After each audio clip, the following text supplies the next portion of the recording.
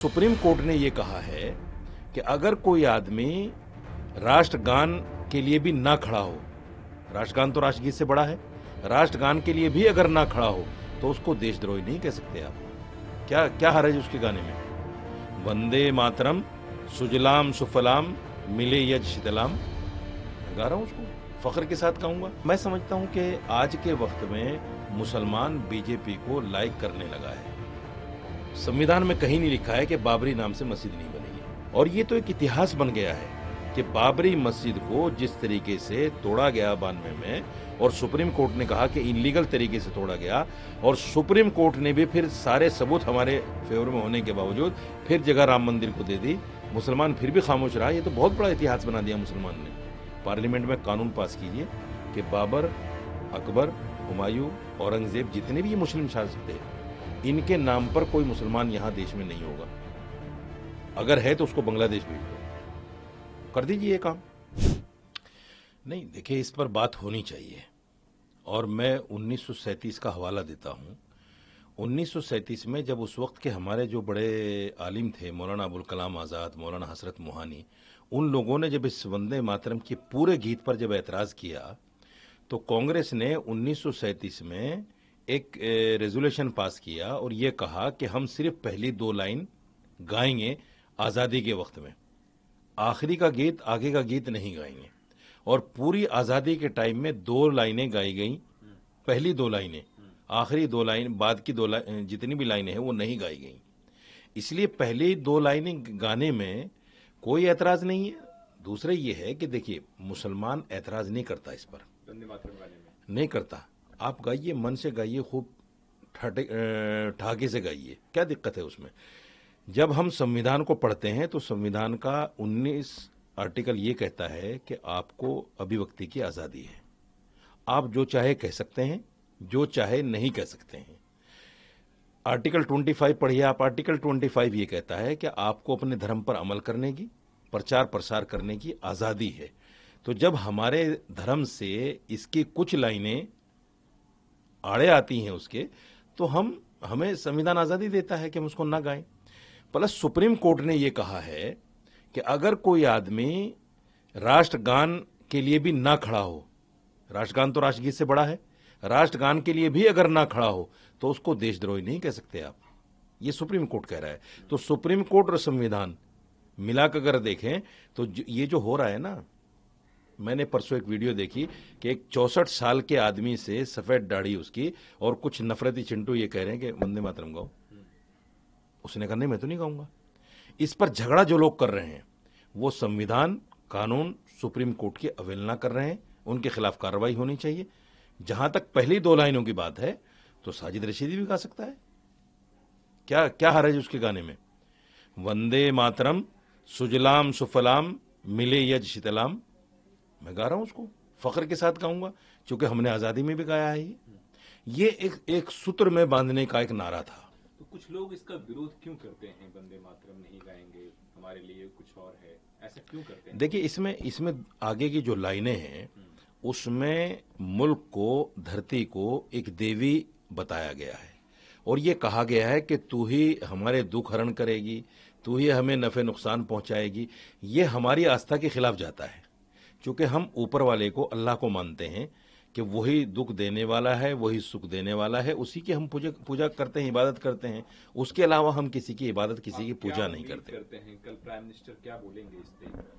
देखिए, मैं समझता हूं जिस तरह राज्यसभा में भारतीय जनता पार्टी ने कहा है कि इसमें राज्यसभा में नहीं गाया जाएगा वंदे मातरम, मैं समझता हूं कि वही होगा कि वंदे मातरम के ना गाने पर ही बात होगी कि ना गाया जाए। और मैं समझता हूं कि आज के वक्त में मुसलमान बीजेपी को लाइक करने लगा है। अगर बीजेपी चाहती है कि मुसलमान लाइक करे, मैं ये नहीं कह रहा हूं कि आप खुल के उनको, आपकी तो नीति और नियति नहीं है कि मुसलमान को साथ लगाओ, लेकिन कहीं ना कहीं दूसरी पार्टियों से त्रस्त होकर मुसलमान कहीं करीब आ रहा है। अगर उनको, आपको लंबी पारी खेलनी है, मेरी एक सलाह है, अगर लंबी पारी बीजेपी को खेलनी है तो ऐसे मुद्दों को दबाना पड़ेगा। बाबरी मस्जिद एक नया बन रहा है। कल 6 दिसंबर था, 33 साल हो गए बाबरी मस्जिद का जो गिराए हुए, और कल के ही दिन मुर्शिदाबाद में बाबरी मस्जिद की नींव रखी गई हुमायूं कबीर के द्वारा, जो टीएमसी के एमएलए थे अब नहीं है। ममता बनर्जी ने अपने आप को इससे अलग किया है। बीजेपी इस पे कह रही है कि अगर आपको मुसलमानों के लिए अच्छा काम करना है तो आप उनको तालीम दिलवाइए, अच्छा यूनिवर्सिटी बनवाइए, ना कि बाबरी मस्जिद बनवाइए। लेकिन बाबरी मस्जिद ही क्यों? तो ऐसे चीजों से हुमायूं कबीर को बचना चाहिए, उनको अलग पार्टी बनानी चाहिए और मुसलमानों के हित में काम करना चाहिए, ऐसा बीजेपी कह रही है, बंगाल की बीजेपी कह रही है। लेकिन ममता बनर्जी कह रही है कि हम इस कम्युनल पॉलिटिक्स से हम दूर रहते हैं, हम ऐसी राजनीति नहीं करते हैं, इसलिए हुमायूं कबीर से हमारा कोई वास्ता नहीं है। देखिए, दो चीजें इसमें है, मैं जिसको साफ करना चाहता हूं।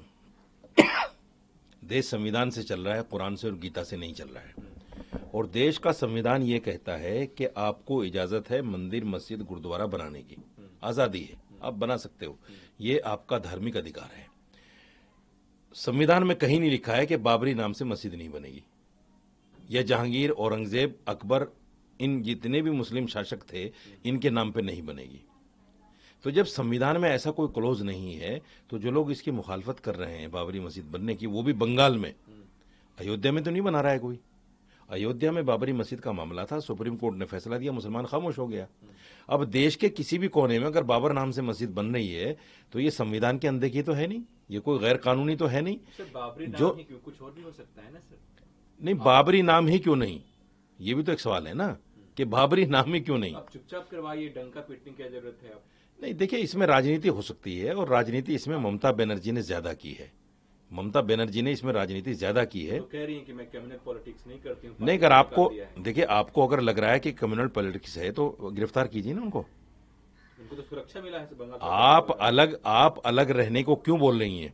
अगर कम्युनल पॉलिटिक्स है ये हुमायूं कबीर की, तो आप गिरफ्तार कीजिए उनको, और गिरफ्तार करके जेल में डालिए बल्कि, और उनको सजा दीजिए कि भाई कम्युनल पॉलिटिक्स क्यों कर रहे हैं आप। आपने तो उसको बाकायदा सुरक्षा दी है, आपने तो बाकायदा वो प्रोग्राम होने दिया है, आपका तो सारा तंत्र मंत्र लगा हुआ था वहां पे, बाकायदा सुरक्षा मिल गई उसको। और उसने कल बोला भी है कि सारा तंत्र मंत्र मेरे साथ है, मुझे कोई किसी का डर नहीं है। और आप देखिए, एक बहुत बड़ा काम ये हुआ कि कम से कम 15 लाख ईंटें पहुंच गई वहां। ये अलग बात है कि उसने मस्जिद के साथ साथ म्यूजियम, लाइब्रेरी और फला सारी चीजें बनाने के लिए कहा है, लेकिन असल मकसद मस्जिद है। और मस्जिद बनने में मैं समझता हूं संवैधानिक कोई बात नहीं है। लेकिन ये कहना, जैसे अभी एक बयान मैंने सुना किसी धर्मगुरु का, उसने कहा कि अगर बाबर के नाम पे कोई मस्जिद बन गई तो हम उस बनाने वाले को या तो 72 हुरों के पास पहुंचा देंगे या जिंदा जमीन में गाड़ देंगे। ये गैर संवैधानिक बयान है, इस पर कार्रवाई होनी चाहिए। कांग्रेस के इमरान मसूद भी कह रहे हैं कि मस्जिद बनाने में कोई तकलीफ नहीं, आप बनाइए, लेकिन बाबरी मस्जिद ही क्यों, ऐसे विवादित चीजें क्यों करना है? इमरान से पूछिए, मैं कह रहा हूं, इमरान से पूछिए आप, बाबर से आपको क्या दिक्कत है? आपने तो Babar road, Humayun road, Akbar road, फला रोड किसी ने रखे? कांग्रेस ने तो नाम रखे। जब आपने रोडों के नाम उनके नाम पे रखे हुए हैं, तो आज आप कौन सी पॉलिटिक्स करना चाहते हैं? हिंदू वोट लेने के लिए इतना गिर जाओगे कि आप कह दोगे कि बाबर के नाम पे मस्जिद नहीं होनी चाहिए? ये तो मुसलमानों को धोखा देने वाली बात है। मुसलमान आपको वोट दे रहा है और मुसलमानों को आप आईना दिखाने का काम कर रहे हो। आप उनसे पूछिए कि बाबर रोड क्यों रखा था नाम कांग्रेस ने, क्या जवाब है उनके पास? कोई जवाब नहीं है। इसलिए कांग्रेस को, कांग्रेस के आला कमान को संज्ञान लेना चाहिए उनके इस बयान का। ये गलत बयान है, मुसलमानों के खिलाफ बयान है। मुसलमान इससे बहुत बददिल है, इमरान मसूद से इस तरह की बातों को लेकर। राहुल को बिल्कुल संज्ञान लेना चाहिए, जो चाहे बयान देता है, जो चाहे बातें करता है। ये को गैर संविधान, उनसे पूछिए गैर संवैधानिक है क्या बाबर नाम से मस्जिद बनाना? अगर कोई कह देगा कि इमरान के नाम नहीं होना चाहिए, तो क्या आप उसको कह देंगे कि भाई ये तो इमरान जो है ऐसा नाम है कि इस पर कंट्रोवर्सी हो रही है, मत कीजिए कुछ? ओके। अब सर, हैदराबाद में भी एक मुस्लिम संगठन ने म्यूजियम बनाने की मांग की है, जो 33 वर्ष हो गए हैं बाबरी मस्जिद को गिराए हुए, उसके ऊपर और तमाम बाबर के ऊपर। इसको आप कैसे देख रहे हैं? बाबर, अकबर, जहांगीर, औरंगजेब, ये जितने भी मुस्लिम शासक हैं, मैं तो एक बहुत बड़ी बात आपसे कह रहा हूं आपके एजेंसी के माध्यम से, इनको लाने वाला हिंदुस्तान में कौन था? इनको लाने वाले हिंदू थे सारे, इनको सब हिंदुओं ने सपोर्ट की है। इनके जो जनरल कर्नल थे वो सारे के सारे हिंदू थे। मंदिर जो भी इन्होंने तोड़े खुद कुदाल लेके नहीं तोड़े, वो जो जनरल कर्नल थे इनकी फौज के, उन्होंने तोड़े हैं जाके। तो ये इस्लामोफोबिया, मुसलमान और इस्लाम से जो दुश्मनी है, ये बाबर, हुमायूं, अकबर को कहीं ना कहीं ऐसा बना रही है। कंट्रोवर्शियल नाम है ये। हालांकि उन्होंने अपने हाथ से कोई मंदिर नहीं तोड़ा, और मंदिर अगर तोड़ा भी है, मैं कहता हूं 6ठी सदी ईस्वी को आप देखिए, जितने भी हिंदू राजा थे उन्होंने भी अपने जो प्रतिद्वंदी थे, जो दुश्मन थे अपने राजा, उनको पराजित किया, उनके मंदिर तोड़े, उनकी मूर्तियों को खंडित किया और वहां से खजाना लूट कर लाए। ये सब इतिहास में दर्ज है। और ये तो एक इतिहास बन गया है कि बाबरी मस्जिद को जिस तरीके से तोड़ा गया 92 में, और सुप्रीम कोर्ट ने कहा कि इलीगल तरीके से तोड़ा गया, और सुप्रीम कोर्ट ने भी फिर सारे सबूत हमारे फेवर में होने के बावजूद फिर जगह राम मंदिर को दे दी, मुसलमान फिर भी खामोश रहा। ये तो बहुत बड़ा इतिहास बना दिया मुसलमान ने, बहुत बड़ा इतिहास बना दिया। इस पर एक म्यूजियम नहीं, पूरे देश में म्यूजियम बनना चाहिए। और मैं तो कहता हूं पूरे देश में बाबरी मस्जिद बननी चाहिए। क्या हर्ज है आपको? दिक्कत क्या है आपको क्या दिक्कत है?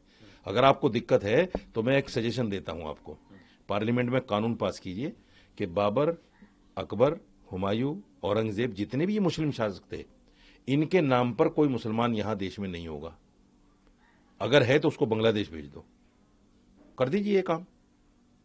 देखो फिर कोई भी न मस्जिद बनाएगा ना कुछ बनाएगा। बंगाल में एक तरफ तो कल के दिन बाबरी मस्जिद की नींव रखी गई, वहीं दूसरी तरफ आज जो है कोलकाता के ब्रिगेड परेड ग्राउंड में भागवत गीता पाठ हो रहा है। हजारों की संख्या में साधु संत और तमाम जो लोग हैं वो पहुंच रहे हैं। इसको आप कैसे देखते हैं? अच्छी बात है भाई, उनकी आस्था के मुताबिक जो गीता है, भगवत गीता, वो धार्मिक किताब है, आस्था का प्रतीक है, करें वो कथा, क्या बुराई है उसमें?